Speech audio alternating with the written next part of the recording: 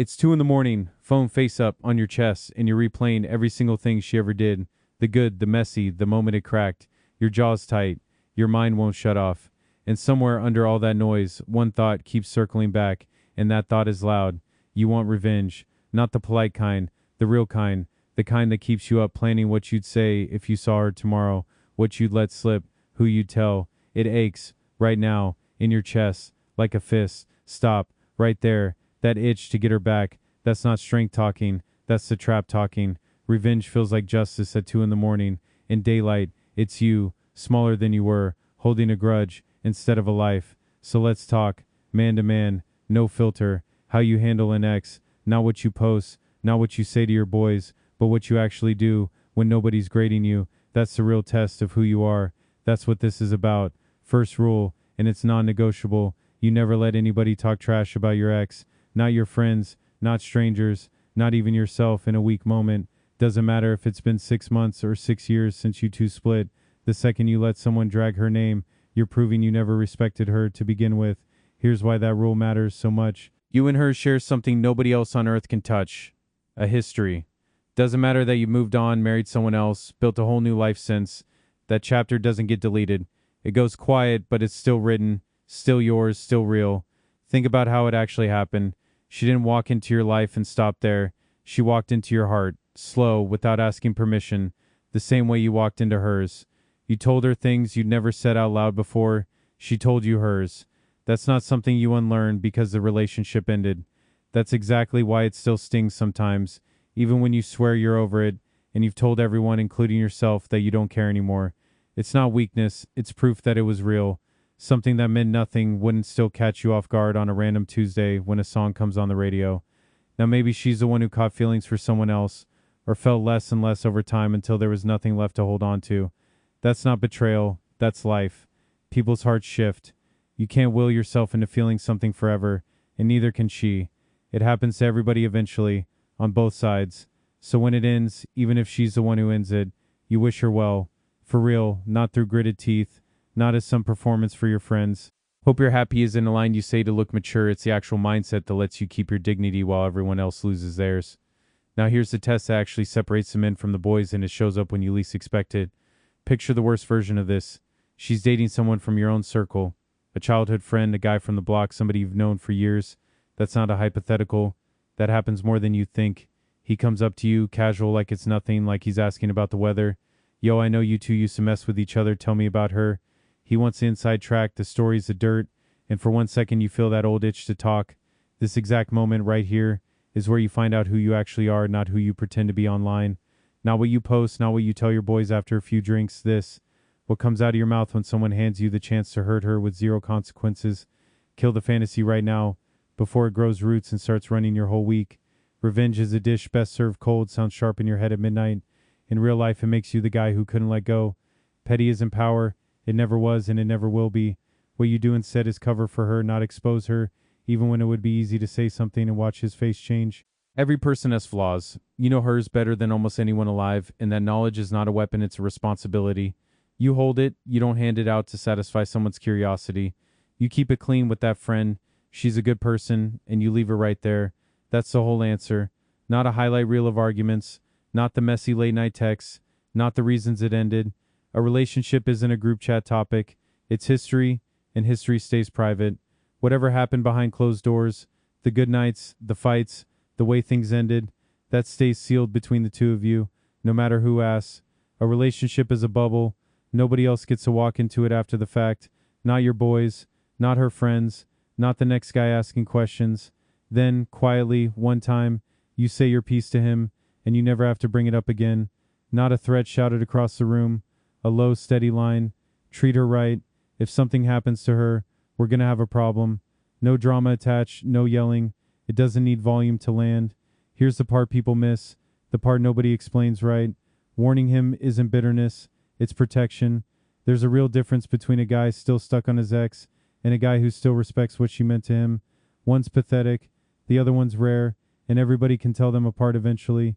Give credit where it's due too, even if pride makes that hard to do out loud. Before her, maybe you were lonelier than you let on, a little lost, coasting through your days without much direction.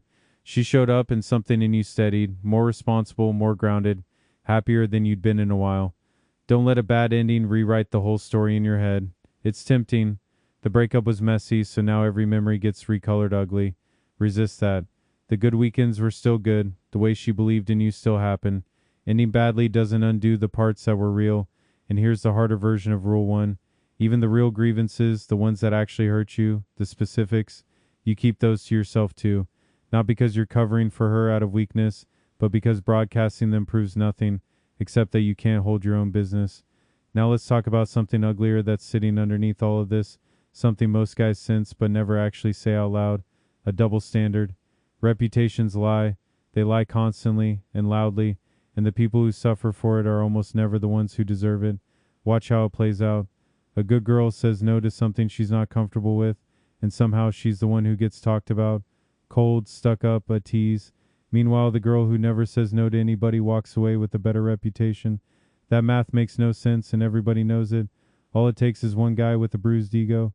He gets turned down, and instead of sitting with that, he tells a version of the story where she's the villain. One conversation, retold wrong to the right people, and her name is attached to something she never did. That damage doesn't stay contained to her either. It reaches her family. Her brothers hear whispers about their sister. Her father hears a version of his daughter that isn't true. One petty lie told to save somebody's pride can follow a whole family around a neighborhood for years. If you're the type who protects instead of exposing, who'd rather bite your tongue than tear someone down, you're exactly who I make these for. I do this most nights, so if that's you, stick around. It costs nothing, and it means something. Now let's keep going, 'cause it gets more personal from here. Let's flip it, 'cause fair is fair, and this part's easy to forget when you're the one hurting. One day it's going to be your girlfriend running into her ex, some guy from her past who knew her before you did, who's got his own version of history with her. How do you want that story to go? You'd want him to say she's good people, that she was there for him when it counted, that she never played games, that whatever went wrong between them wasn't because she was cruel. You'd want him protecting her the exact same way you protect the women in your past. Here's the truth nobody explains to you, and it took me years to accept it myself. Love doesn't follow logic. You can tell someone you love them on a Tuesday and feel almost nothing by Thursday, and there's no villain required in that story. It happens to good people, for no clean reason at all. You could study it forever and never nail it down. No lab tests, no psychologists, no amount of overthinking at 3 in the morning gives you a clean answer for why one person's feelings shift while another's stay locked in place. Some things about people don't come with an explanation attached, and this cuts both ways. The same standard applies to her. If she's talking about a guy from her past, she doesn't owe you a takedown of him either. Wanting her to trash her ex to prove her loyalty to you is asking her to fail the same test you're supposed to pass. What you actually want to hear, if you're honest, is something like, he wasn't perfect, but he showed up when I needed him. He didn't disappear on me. That's not a red flag. That's a woman who knows how to speak about people with some decency, and that decency is coming your way too. Now flip the position again. Say you're the one dating somebody's ex. Track him down, or let it come up naturally and tell him straight, I've got her. Whatever happened with you two is between you two. I'm not here to disrespect that. That one sentence changes everything about how he sees you. Being broken up doesn't cancel the job, and this is where most guys get it twisted. That's the line so many of us get wrong. You think distance erases responsibility. It doesn't. If you love someone once, part of you stays on duty for them, quietly, whether you're still together or not.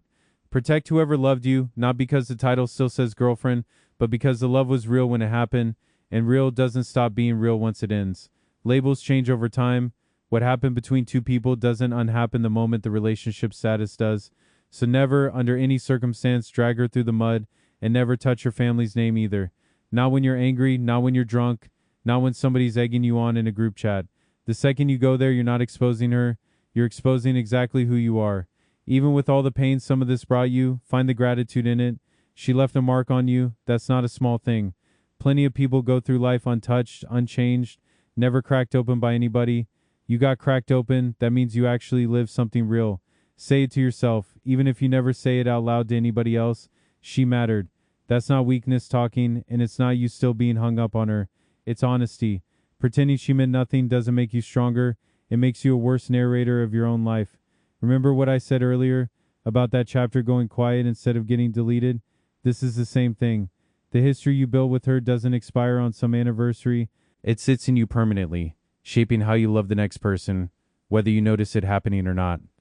So when people ask why it ended, and somebody always asks, resist the urge to make her the villain of the story, even if she did something that hurt you. Own a piece of it yourself. It wasn't only hers, a harder sentence to say, and a far more honest one. Say it plainly, if it's true. I didn't do enough to keep her. No excuses folded into it, no blame smuggled in at the end. That sentence alone will do more for how people see you than any story where you come out looking like the hero ever could. Real talk, little bro. Heartbreak doesn't mean you failed. It means you're growing up. Every guy who's ever loved somebody and lost her walked through this exact fire. It's not a flaw in you, it's the price of caring about someone real. You didn't break. You're being shaped. The version of you that comes out the other side is always stronger than the one that walked in. And somewhere down the line, my brother, somebody new is going to find you. Not tomorrow, maybe not this year, but she's out there, living her life, growing into who she needs to be before she meets you. You don't have to chase her or search every corner of the city. Keep your head right, keep building yourself, and your paths will cross when they're supposed to. And here's the thing nobody tells you. She might give you something your first love never could.